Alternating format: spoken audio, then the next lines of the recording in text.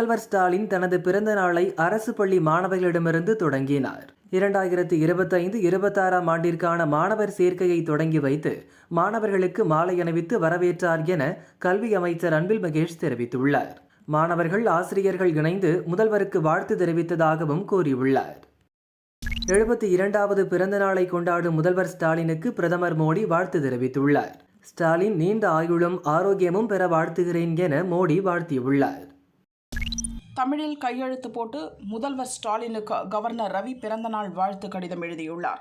ஸ்டாலின் தலைமையின் கீழ் தமிழக மக்கள் எல்லா நலன்களையும் பெற்று மகிழ்ச்சியுடன் வாழ வேண்டும் எனவும், பூரண உடல் ஆரோக்கியத்துடனும் சந்தோஷத்துடனும் தமிழக மக்களுக்கு சேவை ஆற்றிட வேண்டும் எனவும் கவர்னர் வாழ்த்தியுள்ளார். உடன்பிறப்புகளின் வாழ்த்துக்கள் என்னை மேலும் உறுதியுடன் உழைப்பதற்கும் இனம் மொழி காக்கும் போராட்டத்தை முன்னெடுப்பதற்கும் ஊக்குவிப்பதாக முதல்வர் ஸ்டாலின் தெரிவித்துள்ளார். மாநில மொழிகளை வளர்க்க மும்மொழி திட்டத்தை செயல்படுத்துகிறோம் என்ற மத்திய அரசு சொல்வது பச்சை பொய் எனவும் தெரிவித்தார். ஈரோடு கிழக்கு தொகுதி இடைத்தேர்தல் பிரச்சாரத்தின் போது நாம் தமிழர் கட்சி தலைமை ஒருங்கிணைப்பாளர் சீமான் வெடிகுண்டு வீசுவேன் என்று வன்முறையை தூண்டும் வகையில் பேசியதாக புகார் எழுந்துள்ளது. இந்நிலையில் வன்முறையை தூண்டும் வகையில் பேசிய வழக்கில் சீமானுக்கு சம்மன் வழங்க நீலாங்கரைக்கு 2வது நாளாக கருங்கல்பாளையம் போலீசார் முகாமிட்டுள்ளனர். தெலங்கானா மாநிலம் ஸ்ரீசைலம் அணை சுரங்கப்பாதையில் ஏற்பட்ட விபத்தில் 8 பேர் உயிரிழந்ததாக மீட்புப் படையினர் தெரிவித்துள்ளனர். 5 பேரின் உடல் மண்ணில் புதையுண்ட நிலையில் கண்டுபிடிக்கப்பட்டன. மேலும் 3 பேரின் உடல்களை மீட்புப் படையினர் தேடி வருகின்றனர். பழனிசாமி முதல்வராக இருந்தபோது மத்திய அரசுடன் இணக்கமாக சென்று 11 மருத்துவக் கல்லூரிகளை கொண்டு வந்தார் என அதிமுக முனுசாமி தெரிவித்தார். இந்த 4 ஆண்டுகளில் திமுக என்ன செய்தது? மத்திய அரசுடன் இணக்கமாக இருந்ததால் தான் சென்னை மெட்ரோ 2ஆம் கட்ட பணிகளுக்கு நிதியை பெற்றோம். நாங்கள் கேட்டோம், அவர்கள் கொடுத்தார்கள். கேட்கும் விதம் சரியாக இருந்தால் கொடுக்கும் விதம் சரியாக இருக்கும். நாங்கள் இணக்கமாக சென்றால் அது உங்களுக்கு அடிமையாக தெரிகிறது என அவர் கூறினார்.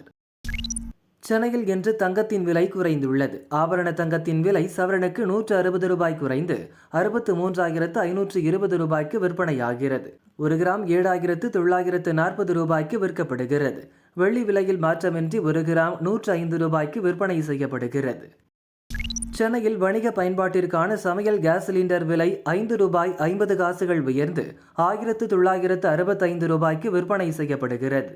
கடந்த மாதம் 7 ரூபாய் விலை குறைந்த நிலையில் தற்போது 5 ரூபாய் 50 காசுகள் உயர்ந்துள்ளது. வீட்டு உபயோக கேஸ் சிலிண்டர் விலை எந்த மாற்றமும் இன்றி 818 ரூபாய் 50 காசுகளுக்கு விற்பனையாகிறது. மயிலாடுதுறையில் வள்ளலார் கோவில் எனப்படும் மேத்தா தட்சிணாமூர்த்தி கோவிலில் கோபாலகிருஷ்ண பாரதியின் 37வது ஆண்டு இசை விழா இன்று துவங்கியது. 3 நாள் நடைபெறும் விழாவில் முதல் நாளான இன்று நடைபெற்ற பேராசிரியர் சுதாராணி ரகுபதியின் சீடர்களான சென்னை ஸ்ரீ பரதாலயா மாணவிகளின் பாடலுடன் கூடிய கும்மியாட்டம் நடனம் பார்வையாளர்களை வெகுவாக கவர்ந்தது. அரசு மருத்துவமனைகளில் 1300 யோகா பயிற்றுநர்களை நியமிக்க இந்திய மருத்துவம் மற்றும் ஹோமியோபதி துறை இயக்குனர் எம் விஜயலட்சுமி உத்தரவிட்டுள்ளார். மாதத்திற்கு 32 வகுப்புகள் வீதம் 20 வகுப்புகள் மருத்துவமனைகளிலும் 12 வகுப்புகள் பள்ளிகள் முகாம்களிலும் நடத்தப்பட வேண்டும் என்றும் குறிப்பிட்டுள்ளார். கள்ளக்குறிச்சி புறவழிச்சாலையில் உள்ள அண்ணாநகர் மேம்பாலம் அருகே சென்று கொண்டிருந்த கார் ஒன்று திடீரென தீப்பற்றி எரிந்தது. சாலை நடுவே உள்ள தடுப்பு கட்டையில் காரை மோதி நிறுத்திவிட்டு காரில் பயணம் செய்த 4 பேரும் காரிலிருந்து இறங்கியதால் பெரும் உயிரிழப்பு தவிர்க்கப்பட்டது. தமிழக கேரள எல்லைப் பகுதியில் அமைந்துள்ள போடிமெட்டு மலைப்பகுதியில் சாரல் மழையுடன் கடுமையான பனிமூட்டம் நிலவுகிறது. பகலிலேயே முகப்பு விளக்குகளை எரியவிட்டு வாகனங்களை ஓட்டிச் செல்லும் நிலை ஏற்பட்டுள்ளது. மலைச்சாலையில் கவனத்துடன் வாகனங்களை இயக்க காவல்துறையினர் எச்சரிக்கை விடுத்துள்ளனர். தேனி மாவட்டம் கம்பம் பள்ளத்தாக்கு பகுதிகளான கம்பம், காமையகவுண்டன்பட்டி, நாராயணதேவன்பட்டி, புதுப்பட்டி, கூடலூர், சுருளிப்பட்டி மற்றும் அதனை சுற்றியுள்ள ஊர்களிலும் அரை மணி நேரத்திற்கு மேலாக சாரல் மழை பெய்தது. வெப்பம் தணிந்து குளிர்ந்த காற்று வீசியதால் மக்கள் மகிழ்ச்சியடைந்தனர். வங்கதேசம் டாக்காவில் நேற்று நடந்த பொதுக்கூட்டத்தில் மாணவர் இயக்க தலைவர் நஹித் இஸ்லாம் தேசிய குடிமக்கள் கட்சி என்ற அரசியல் கட்சியை துவக்கினார். வங்கதேசத்தில் இனி இந்தியர்கள் மற்றும் பாகிஸ்தானியர்களுக்கு ஆதரவான அரசியலுக்கு இடம் கிடையாது. வங்கதேச மக்களின் நலனை முன்னிறுத்தி நாட்டை வளர்ச்சி பாதைக்கு கொண்டு செல்வோம் என்றார். திருச்செந்தூர் வெயிலுகந்தம்மன் கோவில் மாசி திருவிழா தேரோட்டம் விமரிசையாக நடந்தது. திரளானவர்கள் கலந்து கொண்டு தேரை வடம் பிடித்து இழுத்தனர். திருத்தேர் 4 ரத வீதிகளிலும் வலம் வந்து மீண்டும் நிலை நிறுத்தப்பட்டது. முன்னதாக தேர் முன்பு கோவில் யானை தெய்வானை முன்பு வர தேர் இழுத்து வரப்பட்டது. மும்பையில் ஹைகோர்ட் நடவடிக்கைகளை தமது மொபைல் போனில் பதிவு செய்த நபருக்கு 1,00,000 ரூபாய் அபராதம் விதிக்கப்பட்டுள்ளது. இந்த தொகையை கோர்ட் ஊழியர்கள் மருத்துவ நிதிக்காக அளிக்க வேண்டும் என்றும் நீதிபதிகள் உத்தரவிட்டனர்.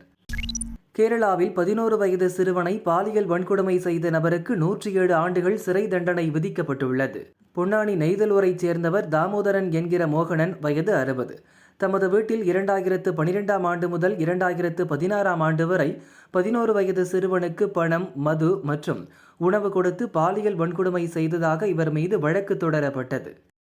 கிரேட் சோழா சர்க்கியூட் என்ற ஒருநாள் சுற்றுலாவை தமிழ்நாடு சுற்றுலா வளர்ச்சிக் கழகம் அறிவித்துள்ளது. சுற்றுலாவில் பங்கேற்போர் தஞ்சை பெரிய கோவில், பழையாறை, உடையலூர், தாராசுரம், சோழர்மலை உள்ளிட்ட பகுதிகளுக்கு அழைத்து செல்லப்படுவர். ஒரு நபருக்கு 1,500 ரூபாய் கட்டணம் வசூலிக்கப்படும் எனவும் தெரிவிக்கப்பட்டுள்ளது. உக்ரைன் ரஷ்யா இடையிலான போரை முடிவுக்கு கொண்டுவர அமெரிக்காவின் வெள்ளை மாளிகையில் அமெரிக்க அதிபர் ட்ரம்ப், உக்ரைன் அதிபர் ஜெலன்ஸ்கி நடத்திய பேச்சுவார்த்தை தோல்வியில் முடிந்தது. பேச்சுவார்த்தையின் போது உக்ரைனுக்கு பாதுகாப்பு உத்தரவாதம் அளிக்க வேண்டும் என்று ஜெலன்ஸ்கி வலியுறுத்தினார்.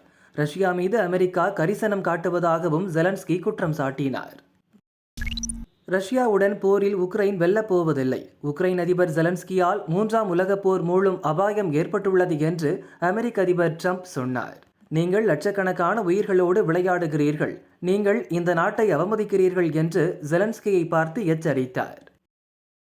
போப் பிரான்சிஸ் உடல்நிலையில் சற்று முன்னேற்றம் ஏற்பட்டுள்ளது. சிறுநீரக பிரச்சனை சரியாகி வருகிறது. தற்போது நுரையீரல் வீக்கம் சரியாகி வருகிறது என வாட்டிகன் நிர்வாகம் அறிவித்துள்ளது. இன்று நடத்தப்பட்ட இரத்த பரிசோதனைகள் மூலம் அவரது உடல்நிலை முன்னேற்றமடைந்து வருவது உறுதி செய்யப்பட்டது. அவருக்கு ஆக்சிஜன் வழங்கப்பட்டு வருகிறது என்றும் தெரிவித்துள்ளனர்.